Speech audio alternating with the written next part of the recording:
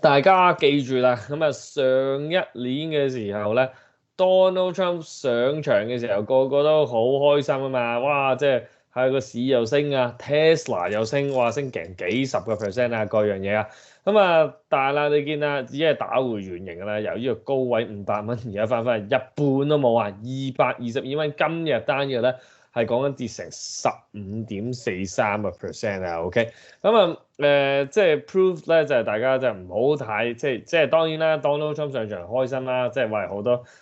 利好股市啦，boost 好多即係啲科網股啦，但係 at the same time 咧，開始見到大家市場嗰個其中嘅憂慮咧，就係 Donald Trump 嘅 unpredictability，即係好難估啊嘛，即係佢我話今日25%，今個月都係即係唔做住，下個月再講，下個月就話哦做啦，不過一日之後咧又話唔做，OK。咁所以就好難去估計啦，咁啊亦都有啲飄忽啦。打完呢個貿易戰同呢個中國又加拿大、墨西哥又依樣嗰樣，咁所以好多嘢發生啦。咁市場咧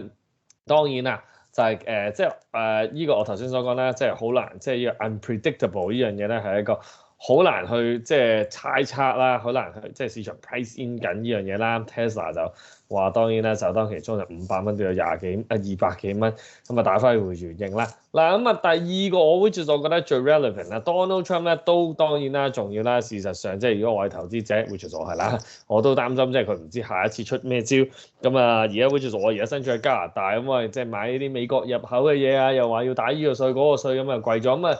好難去估啊。咁啊，但係第二樣咧，which 我覺得最重要咧，就係反而最 relevant 咧，就係啦，其實根本市場咧，遲定早咧都中意出現一個回調啦，因為但係我頭先都所講啦，which Mr. CFA 都準備咗 valuation 估值呢樣嘢啦，咁啊，亦準備咗啲數據究竟睇一個 tariffs 啊，係咪真係 legitimately，即係講緊嗰個關口稅係咪真係咁影響個經濟，係咪影響咁大個股市？因為有啲數據嗰度同大家去分享啦，咁啊，但係。其實嗰個估值咧由1萬點，我頭先所講咧去到2萬點，即係最基本啊！你個 valuation 已經升咗1倍啦。咁當然啦，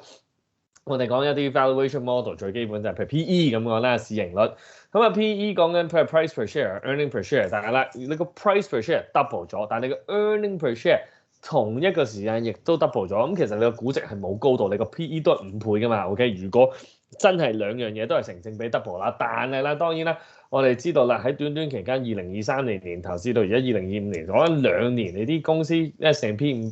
冇可能500間，你講緊 average 係升成100% 嘅盈利噶嘛，咁所以係乜嘢咧？就係即係講緊啲估值去抽升咗啦。咁啊，as a result 咧就。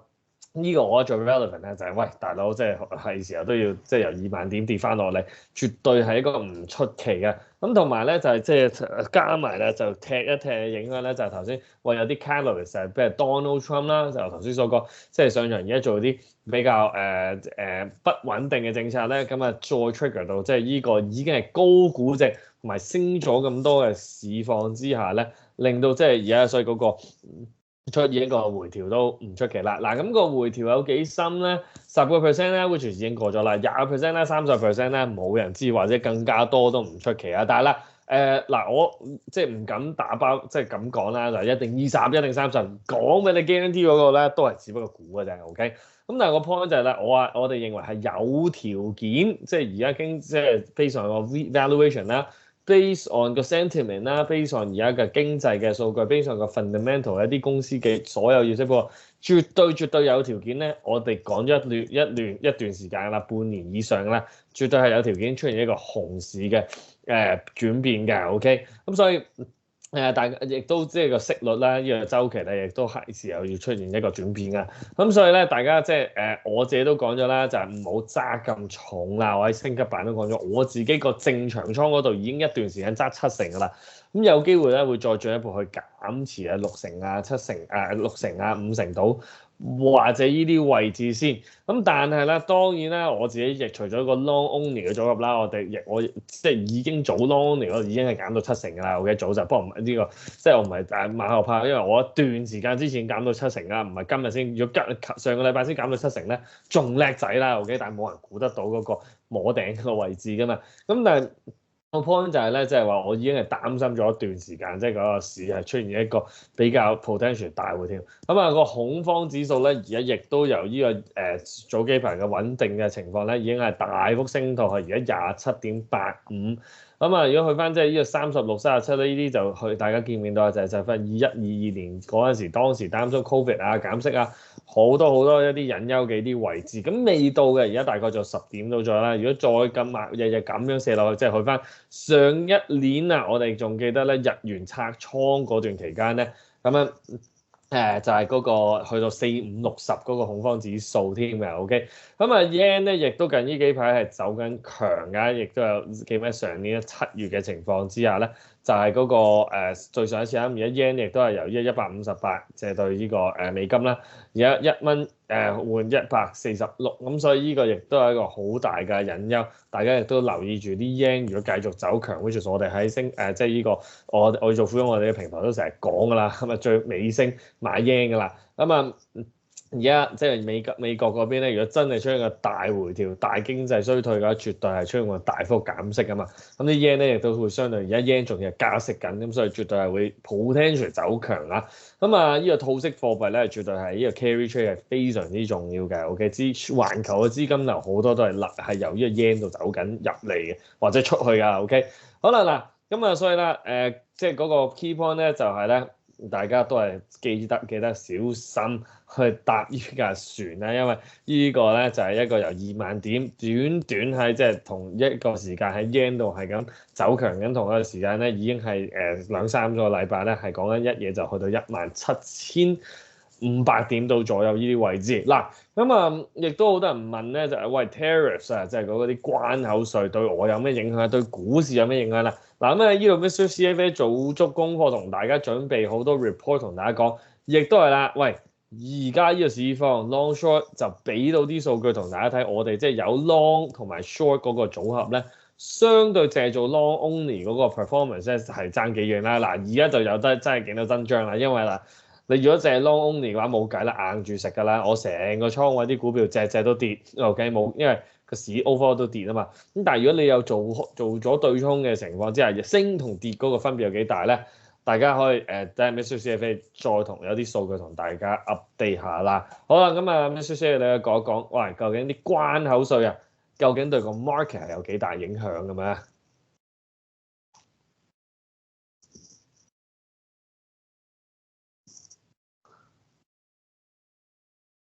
好，你好似 mute 咗。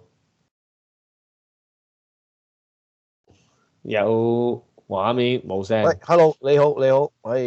好意思，而家有啱 mute 咗，係啦，好 OK。咁我哋就睇翻呢一個 chart 啦。咁呢個就係高盛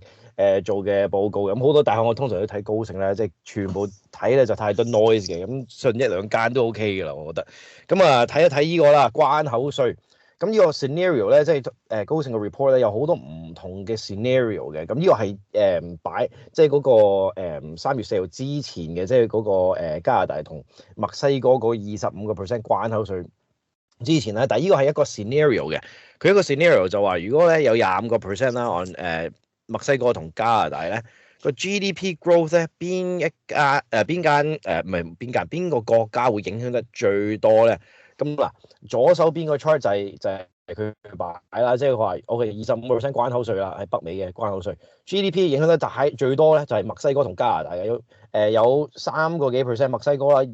加拿大係減2點幾個%嘅 forecast 出嚟。然後睇翻咧，即係佢即係可能美國咧，可能都計到數啦，想個 GDP grow 即係唔係 affect 得咁多，但係有啲收入咁嘅 situation 啦。見到佢咧，即係依咁多國家嚟講，佢排差唔多第即係 effect 咧係最少嘅0.2% 嘅 GDP slow down 嘅啫，呢個 scenario。但係反而第二邊要睇啦，即係我哋都要睇翻嗰個inflation 嗰邊嘅，因為咧我哋可能即係如果記翻我哋3個月前大選嗰陣時講咧，即係可能話如果Donald Trump 或者 Red Sweep 會唔會有啲好嘅嘢嘅？咁 list out 晒全部好嘅嘢啦，但係最大嘅風險喺邊啊？我哋都講個關口稅嗰個第一個 uncertainty 啦，第二如果真係又做 trade war 嘅，咁應該咧通脹就升翻上去㗎啦。咁高盛咧又係做翻呢一個research 啦，就見到其實呢啲國家全部擺晒呢度咧，最影響會有個 inflation 最高咧係美國嘅，會有1.2%嘅加上去嘅。OK，咁見到最細嗰個咧反而係中國嘅，中國反而未必有通脹添。佢 forecast 到如果係有呢個25%，墨西哥同加拿大即係而家就係basically 呢個 scenario 啦，就係話關口稅係呢個 level 噶啦。咁啊，我哋就即係呢樣嘢就我諗就呢幾個禮拜咧係都係有做到個大市啦，會驚啦。咁我哋上個禮拜同 Apple 都有講，而家使唔使驚？其實都要驚，因為即係而家個關口稅呢樣嘢咧，好似每一個禮拜都有啲新嘅新聞或者新嘅 update，好似 Jackie 頭先咁講啦。但係我而家有睇翻啲大行啲報告咧，即係問嗰啲專家啦，或者嗰啲分析嗰啲 team 啦，佢就會話咧Donald Trump 呢啲關口稅呢樣嘢啦，即係4個月前係未知道會有咁多噶嘛，但係佢哋覺得而家佢講咗嗰啲關口稅啲 policy 咧，其實係會比之後真係報晒佢啲關口稅嗰啲 policy 咧，係啱啱開始嘅，就仲會有更加多嘅關口稅嘅 policy 會出嘅，而家係 predict 唔到邊樣嘅，所以佢啲係啦啲大行啦，尤其同埋即係包埋高盛啦，都係覺得有個 uncertainty 個 risk ahead 嘅，咁有呢個 uncertainty 即係個 VIX 啦 volatility index，Jackie 頭先 show 咗，都係即係會射上去啦，一樣即係呢樣嘢啦。第二個可能 fear 同 greed 個 index 上個禮拜已經去咗 fear 嗰邊，即係個市都係驚呢樣嘢㗎啦。咁個市其實想要咩？想要啲即係估到未來會有咩發生，即係呢個 predictability。但係而家個 situation 咧就係好多人係估唔到嘅。咁想估咧，希望估得啱啦。但係如果估得唔啱，就有啲即係會有啲consequence 呢樣嘢就，所以就我哋即係上個禮拜都有講啦，即係或者呢幾個月都有講，其實都係 basically 唔係賺唔到錢嘅，即係但係點樣 allocate 啲 capital 擺落可能 lonely 啊，或者係long short market neutral 呢啲 strategy 咧，會幫即係長遠嚟講 navigate 到呢啲較大嘅波幅啦個市嗰度。Jackie，我去下一個 slide show 個 long short performance 之前有冇嘢補充嘅呢個 slide？有咁啊，講一講啦。咁啊，其實嗱，呢個關口稅嗰個影響啦，大家知道個通脹咧，其實就係嗰個最後最驚嗰樣嘢。OK，咁啊，因為其實好老實講啦，因為你 tariff 我 tariff 咁樣，你又加我25個，我加25，咁其實結果咧，你見到咧，即係 based on 高盛嗰個影響咧，都係講緊0.2個 bips 嘅 GDP 嘅分別，即係唔會 supposedly 即係 trigger 到一個大嘅經濟衰退啦。OK，但係啦，大家睇翻下最擔心我哋之前都講過，因為加咗關口稅，而 potential 呢度寫咗啦，and 1.2 BP 即係呢個1.22 bips 嘅一個通脹啦。嗱，呢個咧就有可能 potential 咧就一個 trigger 得到一個大跌市嘅一個數據，一個重點嚟嘅，因為1.22嘅點子啊，講緊通脹咧就好犀利㗎啦。OK，咁啊。如果呢個尤其是而家即係呢個通脹仲係未翻返，我哋講咁多年嚟都仲未翻返去所講要見2% 嗰個位置啊嘛，咁所以如果呢個通脹真係繼續去 linger 落去嘅話咧，呢個遊戲我就係升級版多次。最擔心，我覺得認為 potential ultimately 最冇得玩股市經濟大跌市咧，就一定個 stagflation 啊。OK， 即係又係高通脹。又係低經濟增長，呢個咧就係最可怕嘅一個 result 啦。咁啊，之後即係聯儲局啦，即係鮑威爾一路都講啦，就即係一定要 avoid 呢樣嘢，即使你 for 高經濟增長衰退都唔緊要。OK，你唔好又高通脹又即係經濟衰退，呢個就最擔心。咁但係如果真係打呢個貿易戰，再打多一段時間，再關口稅嘅話，呢個通脹頭先咩 CFA 都講啦。高盛咁樣 predict 嘅話，1.2個 bips 去升嘅話咧，咁呢個就係一個即係最令人擔心嗰個危機。咁而今個禮拜3咧，美國嗰邊咧亦都會公布最新嘅 CPI 嘅數據啦。咁啊，咁市場都 all eyes on 呢個數據㗎啦，因為大家知道即係精明嘅投資者嘅分析員都知道啦，呢個咧先係真係嗰個 main effect 後遺症 of 呢個關口稅同埋貿易戰啦。咁所以今個禮拜三我亦都有升級版啦，都當然會講啦。咁大家亦都可以睇新聞 Bloomberg 我哋嘅channel 嘅 content 全部都會講住呢個 CPI。咁啊預計都有一個回調嘅少少嘅回調嘅，咁但係 result 咪咁樣咧？咁啊呢個當然要再睇一睇啦。OK， 好啦，咁啊少少俾你講一講啦。嗱，咁我哋睇翻數據啦。如果有做對沖 versus 冇做對沖，嗰個好大嘅分別，我睇完都真係好誇張。就係嗰啲數據如何啦？好，咁我哋而家睇啦，即係 S&P 500大市啦。咁我哋就都冇計 Magnificent Seven，因為如果計 Magnificent Seven 應該仲更加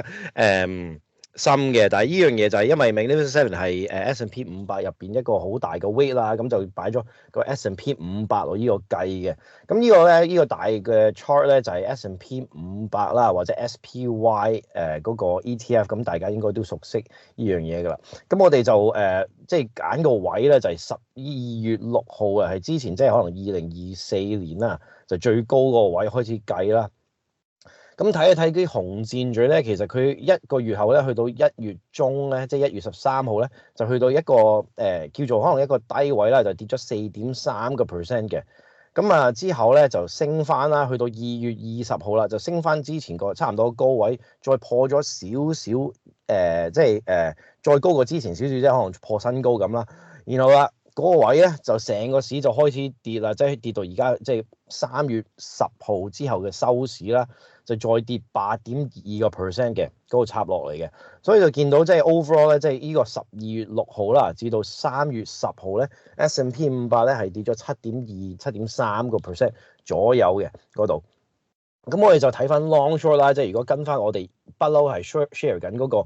virtual portfolio 啦，long short 嗰個10隻 short 10隻會有點樣嘅 performance 咧？即係我哋就呢一個 chart 咧就係即係冇計 stop 啊嗰啲啦，但係有計一個2月尾嘅 rebalance 嘅。咁個 long short 咧其實咧頭嗰即係11月6號咧至到2月20號咧都冇升嘅，係跌一跌啦，但係咧個波幅咧都差唔多好似頭 S&P 500嗰個位啦。但係咧通常啲 long short 咧係邊啲時間就會有啲 outperformance 咧，係成個市冧嗰陣時咧就係通常就冇跌得咁多嘅，因為對沖咗啊嘛。但係我哋呢個 performance 咧係比較有少少 surprise 添，因為去到嗰2月20號個大市冧嗰陣時咧，個大市冧嗰8%咧，個 S&P 500咧，個 S&P 500跌8%咧，我哋個組合咧即係嗰8日咧，去到2月尾咧係升咗12%嘅，然後咧2月尾 rebalance 去到3月10號咧再升多4.6% 添嘅，所以個綠箭嘴咧即係唔係去緊邊啊，佢已經去到嗰個位㗎啦，即係表示咧即係12月6號啦 S&P 500咧大概即係一個 share of SPY 咧有608蚊到啦，咁如果擺咗608蚊落個 long short portfolio 度咧，今日咧會有678蚊嗰個位到嘅，而 S&P 500咧就係跌，或者 SPY 就係跌到560蚊嘅 ，OK， 咁呢個就 show 到一個嘅對沖嗰個 effect 啦。咁好彩即係如果係對沖嘅 effect flat 咗，我哋都開心嘅，因為大市係跌咗啊嘛。但係咧呢個就係反而係因為可能即係跌得多啦，咁有啲 saying 就係話即係個 market 由 in crisis 嗰陣時咧，全部嘢即係all beta go to one，即係成個市咧，全部股票唔知賺冇，即係咩，即係揸咩咧，都係紅色㗎。咁淨係有咩可以賺咧？就係 short 嗰啲對沖咗嗰啲 position 啊嘛。所以呢個位咧就係即係可能 illustrate 到啦。即係如果個市升嗰陣時，或者係市升啦，即係由8月個 quarter 升到去11月尾嘅，我哋個 S&P 500都有升，但係嗰個 long short portfolio 一樣都係升嘅。個 quarter 反而升得好勁添，差唔多有27% 嘅。如果大家有跟開，咁我哋就呢個illustration 咧就係我哋不嬲擺喺 Notion 嗰個 portfolio 啦。咁而家都會啱啱做完個 rebalance 都會 update 少少嘅，所以就即係可能大家即係有少數據睇翻啦。其實 long short 如果市跌嗰陣時，或者有啲大嘅波幅，你會有咩發生咯？所以我覺得而家就可以係啦，即係希望大家可能 understand 到可能升市嗰陣時，大家會long S&P 500或者NASDAQ 或者 Magnificent Seven 咁就賺到錢啦，係嘅。但係跌市嗰陣時都要做啲即係 preparation 或者有啲asset allocation 啊，擺落啲 strategy， 未必一定要跟住個市嘅方向咧而賺錢嘅，長遠嚟計。係啦，咁我或者開，即係我哋而家最新嗰個 Notion 嗰個 portfolio update 下，睇下啲咩 rebalance 啊，各樣嘢我哋睇一睇啦。好，咁我哋就睇翻即係上個禮拜咧就做咗announce 咗 rebalance 啦。咁睇翻即係上一季個 performance 咧，long 嗰邊咧就係跌咗5% 到嘅，short 嗰邊咧就跌咗3% 到啦。咁 OK 嘅，即係我哋覺得呢個 flat 嘅 performance 或者2% 啦，係接受到，係同埋 within 啲 back test 嗰啲range 嘅。咁我哋睇翻個 rebalance 啦，即係去翻我哋3月10號啦，我睇翻 rebalance 嗰幾隻先。咁啊 review 翻啊三月頭或者2月尾就做咗 rebalance 啦。咁兩邊 long 同 short 嗰邊兩邊都係加咗3隻，踢走咗3隻嘅。咁點解咧？如果跟開就知道我哋會做個排名啦，個 EBIT 除 total asset 個會做個排名啦，有新嘅數據出嚟嗰陣時，然後入到頭10名咧，咁就會加咗入去我哋個組合啦。咁如果唔係嗰頭10名嗰3間就踢翻出嚟嘅，咁加咗邊3間就係 Williams-Sonoma 啦。咁上個禮拜有做一個即係睇佢啲 financial 啊，呢間公司少少啦，Booking Holdings 啦同 Ulta Beauty 嘅，咁踢咗3個 long 出嚟咧，就 Wingstop、NVR 同 Front Door 嘅。而 short 嗰邊咧就加咗 SES 呢間公司落去啦，咁係上個禮拜都有做嘅 intro 係做啲機械人嘅。電啊，嗰啲電做電啊，但係幫佢可能做機械人啊或者電車啊入邊嗰啲電嘅公司嚟，咁見到佢都係都蝕好多錢，因為佢擺好多錢喺嗰研發嗰度啦。ChargePoint 同 Purple Innovation 咁呢3間就加咗落嗰個 short 嘅組合入邊嘅，咁而 drop 咗咧就係 Go EV，因為 Go EV 即係 Canoo 呢間公司啦，反而係破產嘅上個季，但係我哋見到咧，即係上一季同之前嗰季都喺嗰個 short 嗰個 basket 都幫嗰個對沖嗰度都賺得唔少錢嘅 ，Nerdy 啦同 Solid Power 呢3間公司嘅。咁做完嗰個rebalance 咧，嗰個組合咧就係會係咁嘅樣啦。即係2月28號做個 rebalance，咁啊做完個 rebalance 咧，見到 long only 嗰邊啦，唔係 long only 啊，即係 long 嗰邊就total 咧嗰個組合就跌咗6.2% 嘅。咁我哋 reinvest 因為 rebalance 咧通常係擺翻嗰啲即係個 portfolio 賺咗啲錢入去啦。咁我哋咧就係每邊擺10萬蚊，即係每個 position 要1萬蚊開始噶嘛。咁我哋嗰1萬蚊咧已經係變到12,419蚊嘅。由8月尾開始，咁我哋就嗰個每一個 position 擺呢個擺呢個 hold weight 入去啦。咁頭依一個半禮拜咧，就係阿 Long 嗰邊咁唔係一個大 surprise 嚟嘅。S&P 500都插到落即係8%啦。咁呢度都係6.2% 嘅跌咗。但係就即係記住啦，我哋唔係淨係睇 long only 嘅，都有 long short 噶嘛。咁 short 嗰邊咧就依啲咧就跌得更加深嘅。total 嚟講跌咗10.8% 嘅，幫我哋對沖咗。咁我哋對沖咗咧就即係 balance 翻啦。咁 long 嗰邊係跌啦，咁 short 嗰邊跌得更加勁，幫我哋對沖就total 個 spread 暫時咧，即係依個 quarter 2月尾到而家咧就係4.6% 嘅。咁我哋依一個組合咧，即係好似之前咁啦，個禮拜會 update 翻啦。但係我下個禮拜就會講得可能即係 profile 啲某啲新嘅公司加咗入去咧，所以可能即係大家新睇嗰啲咧就可能會容易啲了解啦。點解我哋會揀呢啲公司排名勁嗰啲擺落去long 嘅，而對沖咧會揀啲比較 performance 做得差少少嘅公司擺落去對沖咯。OK。Jackie，我哋今日我哋就略略講一講啦，就呢個 rebalance 啊，啲股票踢走咗啦3隻啦 long 嗰啲啦，咁亦都有啲新嘅股票列入咗名單。咁我哋今個禮拜準備主要就係 focus 講下，即係呢個特朗普啦，頭先高盛嗰啲 report 嗰樣嘢。咁啊，因為都好 urgent 啊，見到個市咁樣喐發，咁啊大升大跌，咁啊所以咧我哋今日就講咗呢個即係一啲list 先，咁之後下個禮拜會再 detail，再同大家 update 翻，即係嗰啲股票裡面一啲個別嘅一啲 detail，即係唔係股 detail 係個別嘅一啲即係啲公司做乜嘢啊嗰樣嘢啦，係啦，同埋當然 financial 係啲公司賺啦蝕啦嗰樣嘢啦。OK 嗱。咁啊，今日咧 wrap up 咧，主要咧其實幾樣嘢啦，個市咁樣跌啦，俾翻個即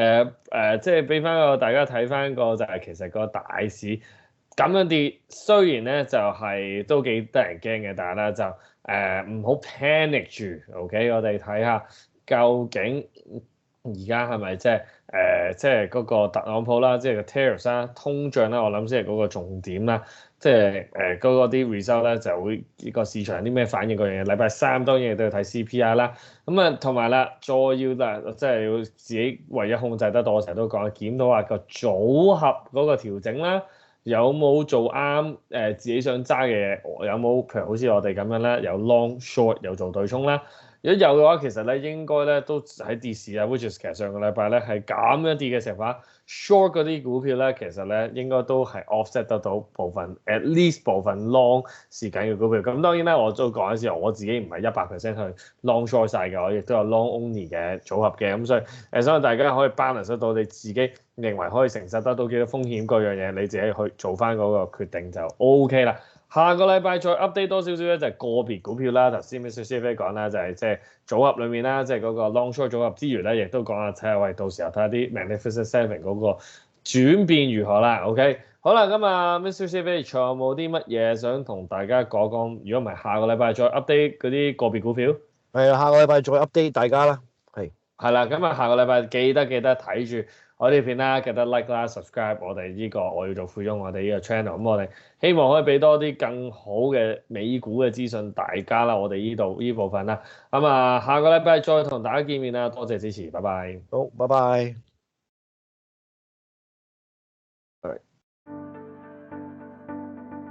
喂，剪片發燒友請注意啦！你係咪揾一個有創意、有火花嘅團隊呢？呢個同事咧夠晒好玩，又創新，夠 team spirit 啊！日常工作就係拍片、剪片、搞直播，令你嘅創作喺 YouTube 同各大嘅社交媒體曝光。仲有，凡係我哋員工嘅都可以免費參加課程㗎，等你 keep 住咁進步。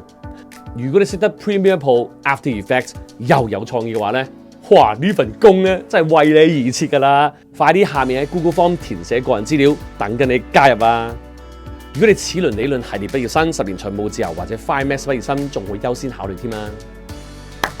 我為你準備咗一個限時免費嘅10年財務自由 Max 分享會，集合咗我畢生嘅投資策略、預判經濟週期、無上限資產增值、建立全方位 portfolio、創造被動穩定現金流，幫你輕鬆做到10年財務自由。全球超過3萬位嘅師兄妹拍住一齊上。如果大家相信呢個投資世界係有一定嘅 pattern 嘅話，即刻 scan 下面 QR code，免費分享會了解更多啦！即刻就下載我哋我要做富翁應用程式，黐住我哋呢班我要做富翁啦！